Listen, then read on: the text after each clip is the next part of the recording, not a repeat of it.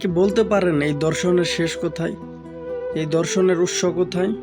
দেশের কিছু দুশ্চরিত্রা নষ্ট মেয়েরা ছোট ছোট পোশাক পরে টিকটক করে এমনকি রাস্তাঘাটে চলাফেরা করে মানুষদের মন মানসিকতা নষ্ট করব।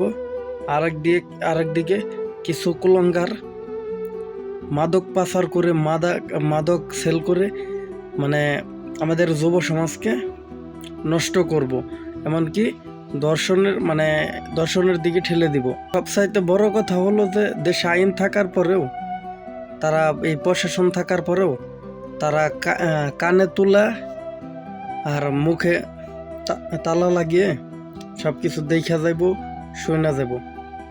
আপনার গিয়ে 7 জন মিলে একজন মুসলিম মেয়েকে 7 জন হিন্দু ছিলেন, মানে কিভাবে তাদের,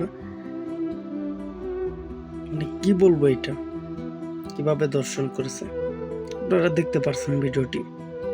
যে জিনিসটা শোনার পরেও আপনাদের কাছে কেমন লাগছে আমি তার আপনাদের ভিতরটা আমি বুঝতেছি না, তবে আমার অনেকটাই খারাপ লেগেছে। তো এগুলো কেন হচ্ছে? এগুলো হচ্ছে প্রশাসনের গাফলতির কারণে। কিভাবে? যখন আপনার গিয়ে বিক্রমপুরী আতোয়ার রহমান বিক্রমপুরী যখন আন্দোলন করেছিল যে 13 বছরের একটি মেয়েকে কিভাবে বলে যে এটা প্রেমের সম্পর্ক। আচ্ছা, যেখানে আপনার গিয়ে 18 বছরের নিচে বিয়েকে বলা হয়তো অবৈধ বাল্যবিবাহ, এটা বিয়ে দিলে যে সাক্ষী দেয় তাদেরকেও জেলে ভরে, এমনকি ওই বিয়েটাও বাতিল হয়ে যায়। তো এখানে আপনার কি দর্শন হয়? এখানে তারা সাক্ষী দেয় যে না, এটা তারা রিলেশন করেছে, এইটা মানে দর্শনের ক্ষেত্রে পড়ে না? এটা কি মানে, এটা তো বিয়েও না, একটা হারাম সম্পর্ক। তারপরেও এটা তারা মানে টিকিয়ে রাখলো। এমনকি শেষ পর্যন্ত কি করলো, আমাদের একজন লিডার আতাউর রহমান বিক্রমপুরী, তাকে আপনারা জেলে বললেন, তাকে ফাঁসিয়ে দিলেন। আপনারা যা করতেছেন,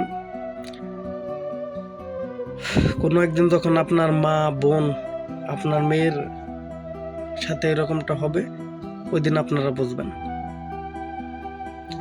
আমি বলি কি, যদি এগুলো যদি এভাবে সাধারণ মানুষের সাথে না হয়ে, যদি এই যে প্রশাসনের দায়িত্ব যারা আছে না, বড় বড় যারা টাকা খেয়ে মনে করেন যে এগুলো কেস সমাধান করতেছে, তাদের মেয়েদের সাথে এরকমটা হোক, এটাই অনেকটা ভালো হবে।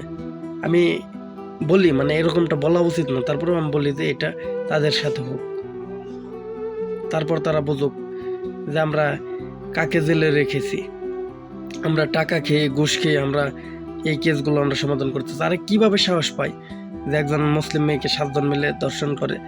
তারপরে আপনার গিয়ে বগুড়াতেও দেখলাম যে 4th শ্রেণীর এক মেয়েকে দর্শন করেছে। এটা আপনাদের কারণে, আপনাদের গাফলতির কারণে।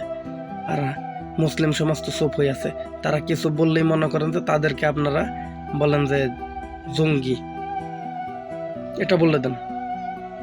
তারা কিছু করতে পারে না। মুসলিম এরা যদি এখান যায়, এমনকি দর্শন তো করছে বিচার চাওয়াতে তাদের মেরে ওইখান থেকে গ্রাম ছাড়া করেছে।